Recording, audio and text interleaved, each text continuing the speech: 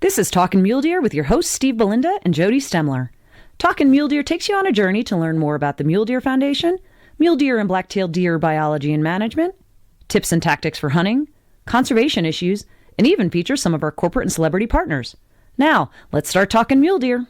This is Jody Stemler at the 2019 Western Hunting and Conservation Expo, and we don't have Steve at the table with me as my co-host today. We have somebody else who's pretty special at the organization. Who do we have? Hey, this is Miles Moretti. Glad to be here and glad to be the first substitute. Yeah, that's right. So Miles Moretti is my co-host today, and we've got a person, and the reason why Miles is the co-host is we've got a board member for the Mule Deer Foundation and somebody who you may recognize from television shows and just an outstanding man and an outstanding guide, Dan Harrison with Harrison's Hunting. Thanks, Jody. I appreciate being here, and thank you, Miles, for watching over me today. Thank you so much. And now Dan holds a very special place in my heart for a lot of reasons, but you guided our daughter to her first antelope hunt, her first big game hunt this year, and that was quite an adventure, and it was so special to share it with you. So thank you, and a very special person to have here. Yeah, no, and that's one of my main reasons for guiding is I've tailored it to the kids.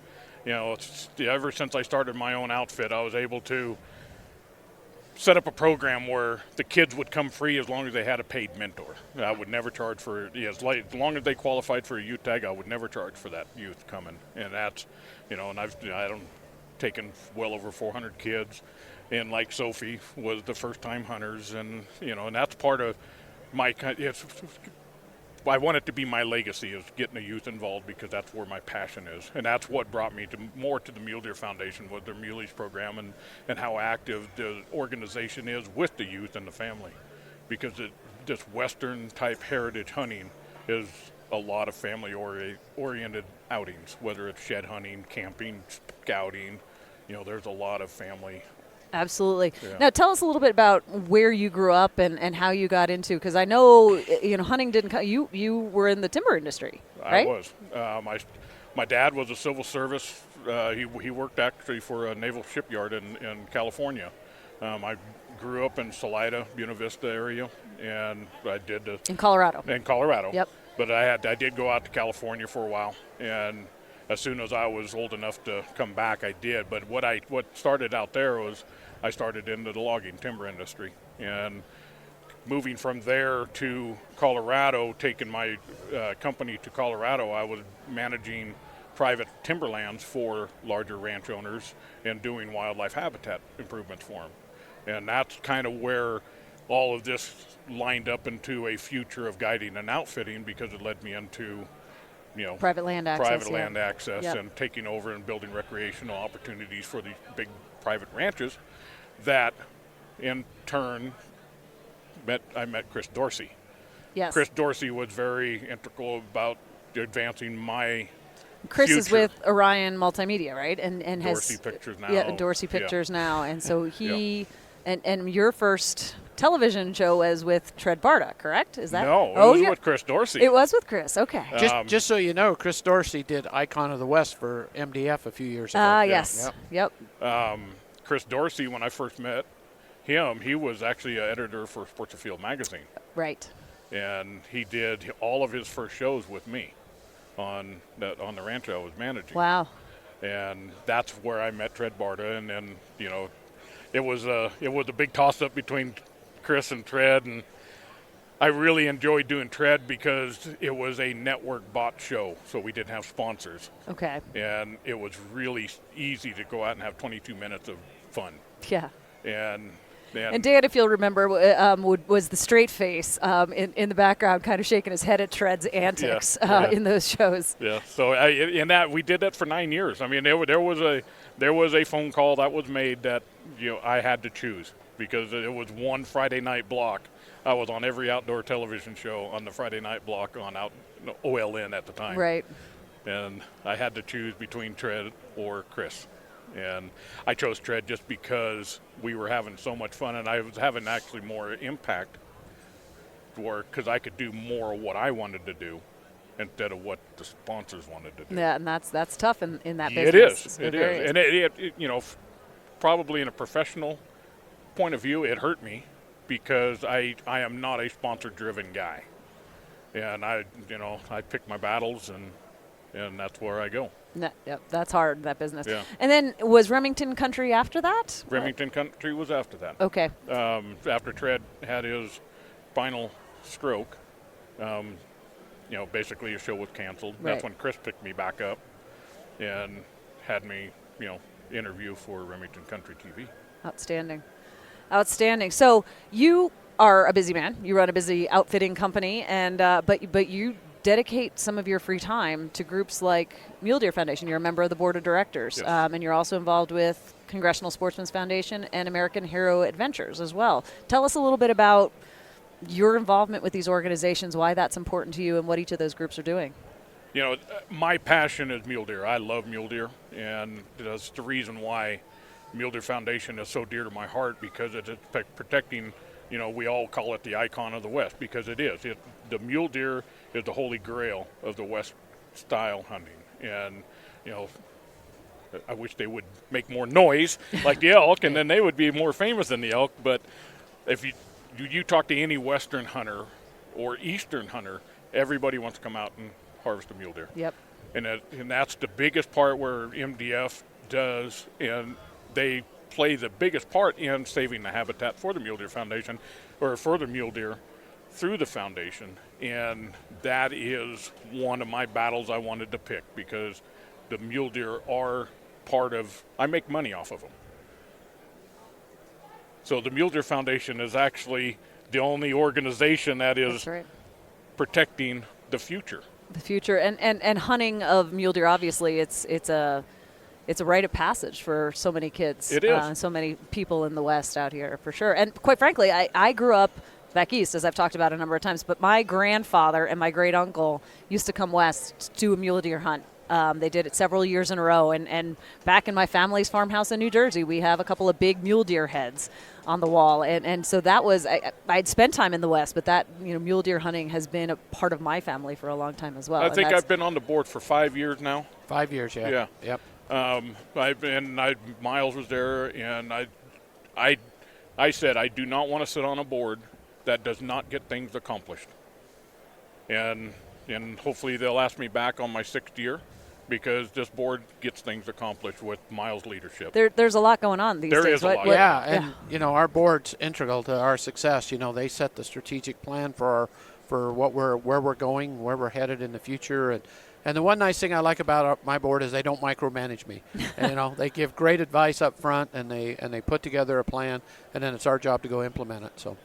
And doing a great job with that, for sure, no doubt. Yep. So you and I also spoke earlier this year about American Hero Adventures, because I did an article in USA Today's Veterans Affairs about organizations that are helping veterans to heal through trips in the outdoors, hunting and fishing adventures. Tell me a little bit about AHA, why you're involved with them, and what you all do. Through Chris Dorsey, I had co-hosted a couple of episodes of Grateful Nation. Mm-hmm. Through Grateful Nation, I met a retired captain, Troy Givens, that you have met. He has an organization, American Hero Adventures, and it's kind of like the Mule Deer Foundation. They're so focused on one goal that you can actually get some things done, and where you can take people out. And his organization doesn't just focus on veterans. It's anybody that takes the oath of office. So policemen, firemen, first responders, everybody can join in through his organization. So when you take these people afield and you see life changes, actually you can see life changes on the mountain, and having the opportunity to take them out and witness these life changes, that's what drives me. I mean, that is why I guide and why I outfit, because I want to see that life change. That's why I'm so involved with the youth, because you can see life changes in the field. That's absolutely true. Now, if I'm not mistaken, I think you told me that Troy had devastating injuries in Afghanistan, I believe. And you were on the hunt where he was reunited with the medic that saved his life. Is that? We filmed it for Grateful Nation, and I could not be interviewed on that tape because I was crying the whole time. I'm fighting it back right now because that was so emotional to see that. Yeah. Because Troy was dead. He should not have been alive. And it wasn't the Americans. It was the Americans that saved him, but it was the German helicopter that flew him to a German base because the Americans couldn't get there. Wow. So he went. I mean, it was a roundabout way to get back home. And Troy he's a fighter, and I have the utmost respect for that man and what he does. Absolutely. So, as a person who makes a living on hunting, I'm sure you can pass on some great tips and tactics. What have you learned over the years as you've chased mule deer? And because you guide in a number of different states, right? Yeah, that's Colorado, Montana, Manitoba, and some in California. I still go back there and do waterfowl and stuff back there. But the basic tip I can say is do your homework. Mm-hmm. The internet is your friend. Topographical maps are your best friend. Yeah. And there's a lot of resources out there now that can help you with that. Unreal, the amount of information out there. But the biggest thing is never mess with their security. If you mess with whether it be mule deer, elk, antelope, they have to have a sacred place. Don't infringe on that sacred place. That's the biggest thing that out-of-state hunters. I mean, I'm an outfitter. What do? On opening day, I take my guides up, and we set on points because I know the out-of-staters are going to go in there and push all the deer and elk out. And there are dogs. Don't be the dog. Yeah. Do your homework. That's a good point. That's really a good point. Yeah. I mean, I don't think people understand. I think they just feel like they can just bust into an area and they don't realize what they're doing and how they're ruining the hunt for themselves and everybody else. Yeah. So, I mean, part of the hunt is interacting with the wildlife. I mean, just to see how they operate. Absolutely. Yeah. And if you can sit back and glass optics are everything. If you can sit back in glass and learn a little bit about the animal before you go in there and try to harvest it, then you're a better person at the end of the day or at the end of the hunt. And that's the biggest thing is just patience. Yeah. Don't be busting into their security because you'll be nature hiking. Yeah. So optics, I've talked a little bit about this recently about some of the new optics that are out there. What do you use? I don't have an optic sponsor. Okay. I use what is the best. And I have Zeiss rifle scopes, and I have SIG optics. Okay. Binoculars. SIG is making a big play. I was going to say, SIG optics is what I was... They've really come on. All of a sudden, like at SHOT Show, I was just amazed at their optics that they had line. I'd not really realized that. What is it, the BDX, the ballistic data exchange is the... I mean... I won't elaborate on that, but I swapped to a SIG rangefinder, that BDX 2400. Yeah. And when you hand hold 2,100 yards, wow, that's special. Yeah, for sure. Not saying that, the biggest thing is with long range hunting is, they want to go out and shoot animals at 700 to 1,000 yards. A lot can happen. There's a lot that can happen between 1,000 yards, and I'm not an advocate of that. Yeah. You should be able to have enough skill to get in closer than that. Yeah. Can I elaborate on that a little bit? Because we're seeing so many long-range shooting makers and stuff, and we have them here at the expo. Mm-hmm. We're getting a lot of pushback from some people saying that isn't fair chase. And I not that we want to start a debate or anything, but how do you feel about that with your guides and the guiding and some of the people you're taking? I know a lot of times when you take somebody out, maybe they only get out once a year. You're not going to have them shooting at 800,000 yards. Right. But how do you feel it for your life and okay. My biggest thing is when my hunters come in, they're the guys that you just explained that they go out and shoot once or twice a year, right prior to the hunt. To shoot 700 to 1,000 to 1,500 yards, you have to burn some ammo. Because it's trigger control, and if you're not out there burning that ammo to polish your techniques on trigger control, you're not going to be able to ethically harvest that animal between 5 and 1,000 yards or beyond. I mean, that's the thing. It's do you want to cripple that animal? No. Right. You want to make a legal, ethical shot on that animal and drop it as cleanly as possible because we're not out here to maim. We're out here to enjoy the experience. And you want to be able to recover it quickly. And recover it quickly. The farther it goes, the farther away it is. It makes it a lot harder to find that animal. So I don't see a problem with long range shooting as long as the shooter can actually shoot 7 well, and that's to 1,000 yards. The technology is changed. I mean, there are enough advances in equipment that some of those shots can be very, very effective, very efficient with a person who is very skilled at it. But there's an awful lot of people that are not. Yeah. That's a challenge to self-police. But to me, when I hunt, the biggest fun is trying to see how close you can get. Yeah. Honestly, to me, that is, and it's not always feasible. And so then you have to know what your effective range is. But it is a challenge that I think is being struggled with big picture in the industry and organizations. And I think it is something that bears continued discussion and debate. To me, for sure, the ability to interact more closely, to see that.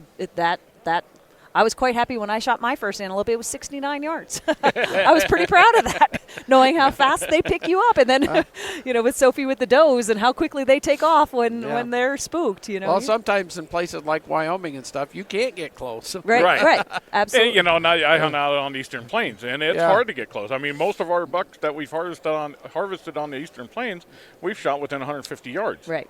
Because, we do the right thing. But I do have a hunter, and that's what I was trying to get at. And he has the long-range gun, and he has killed 2 deer that were 800 yards because he can. It is not that it's unethical. He is a good shot.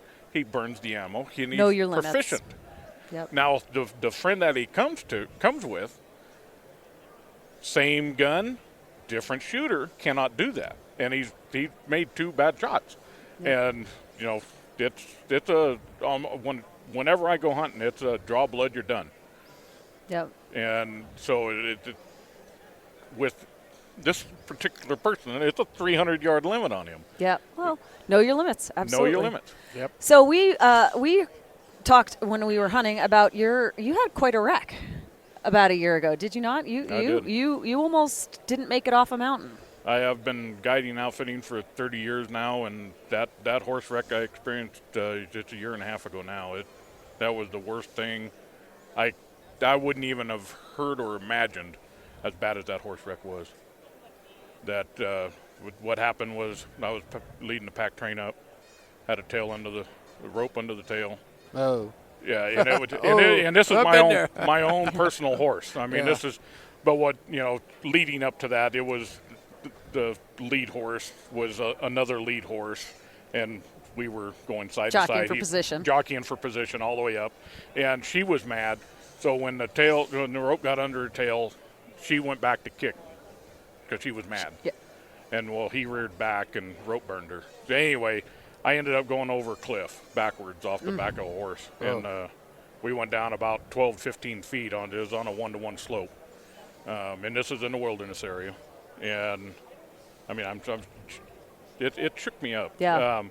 I ended up hitting a tree about 12 to 15 feet below, and it hit me right here in the small of my back. And to this day, I don't know why I'm walking right now because it should have broken my back right there. Yep. And then on top of that, I had the horse come down on top of me. Oh. So you're pinned. So I had this 900-pound horse on top of me pinned underneath this aspen tree on a 1-to-1 slope. And, we wrestled around there for quite a while. I mean, I'm talking 15 minutes, and that's a long time to be pinned under a horse. And you're guiding. And I'm guiding. Yeah, this is the first week of archery season, right? September.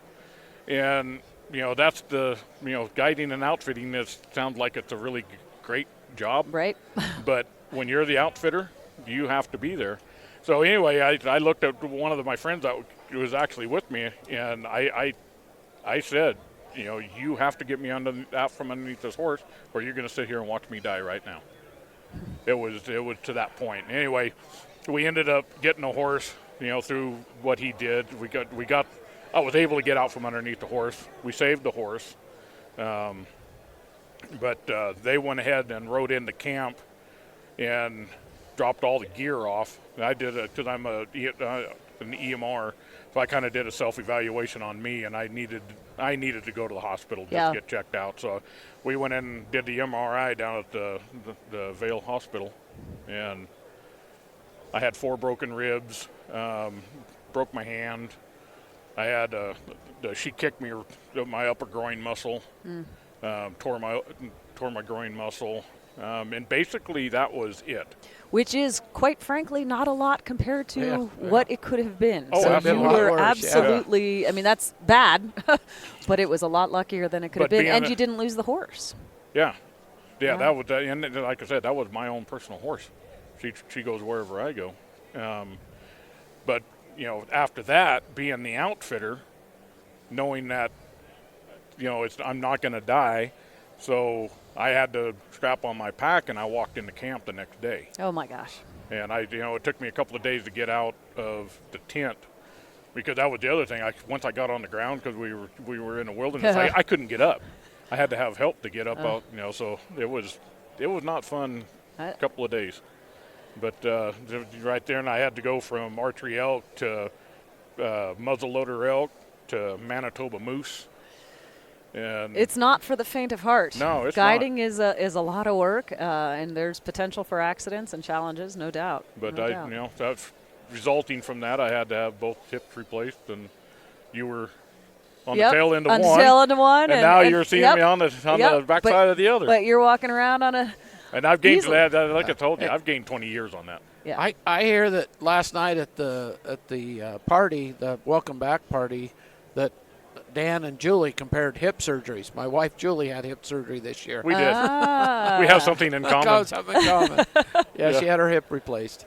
Well, there's no doubt for that can be life-changing again. It is. I'm ready to start over. Yeah. I feel that much better. Wow, yeah. That's impressive. So. Okay, so do you guys have any other thoughts on board activities that are going on, things that the organization, issues specifically that you're interested in, that you're going to be working on? No, Miles, let's you talk on that, because that Miles' direction on the Mule Deer Foundation is the best part of being here, because he has it. He's got it dialed in. Yeah, I paid him to say that. No, and as I said earlier, and one of the things, Dan brings to the board is, we went out looking for certain skills, and we needed somebody that understood the media and TV and the guiding and outfitting business, because we get hit up every day for somebody to sponsor a TV show, and while I love a lot of them are my friends, sometimes we don't get the value out of that, and it helps to have that perspective that somebody that's been there in the trenches, had to produce shows and the value that we get back out of that. So it's important to have that perspective. And then, the shout out I always give, if you really want to have a great experience, apply for the board of directors. We're always looking for good candidates. Right. We usually have 1 or 2 vacancies a year. We just had to extend 3 members this year. I don't mean had to, but we extended 3 members because we just didn't find some really good qualified candidates right now, and that happens once in a while. And then other times we have 3 or 4 people that come on the board at once. So, but it's a great experience, and they're great help to me. Well, I'd imagine, and you might be able to provide perspective when you think about what an organization does from the outside. You can have all the criticism in the world until you see what the reality of their world behind, what the budgets are, what staffing challenges are, what the bigger picture. I'd imagine it's probably, somebody who says, I can fix this, I'll go on the board. It's not as easy as all that. No, it's not. And there is, there's structure on the board, and we have to follow protocol. But that's the biggest thing. Coming from the outside, looking into Mule Deer Foundation for many years, I can see from the inside now, looking out, what the Mule Deer Foundation really does. And I feel even more proud to be a part of this organization now than just a paid member years before. I mean, I can honestly say this. Yeah, I was not a paid member of Mule Deer Foundation when they asked me to come aboard, because I did not understand what MDF does, and I am such a proponent. I mean, I love the Mule Deer Foundation now for actually seeing exactly what MDF does. So with that commercial, www.muledeer.org, we'd love to have you as a member. Anybody out there? Yes. Absolutely. Dan, thank you so much for your time. If they want to get information about your guiding business or opportunities, is there a website for that as well? HarrisonsHunting.com. Okay, and you also mentioned American Hero Adventures. American Hero Adventures and CongressionalSportsman'sFoundation.org. Okay. It's CongressionalSportsman.org and just Google American Hero Adventures as well. So because both tremendous organizations. We had Jeff Crane on here. We talked to him through the SHOT Show. Yep. And again, I know the work you're doing, so veterans can look into that because it's a great program through American Hero Adventures. Yeah. Thank you for all you do to give back. Thank you again for taking my daughter on her first hunt. That was a special time. So until the next time, we're talking mule deer. This is Jody Stemler. And this is Miles Moretti and your regular host, Steve Belinda. Hopefully we'll be back next week. Thank you. Thanks for talking mule deer with Steve Belinda and Jody Stemler. The Mule Deer Foundation is the only conservation group in North America dedicated to restoring, improving, and protecting mule deer and black-tailed deer and their habitat. MDF is a strong voice for hunters in access, wildlife management, and conservation policy issues. To find out more, visit www.muledeer.org and stay tuned for the next episode of Talkin' Mule Deer.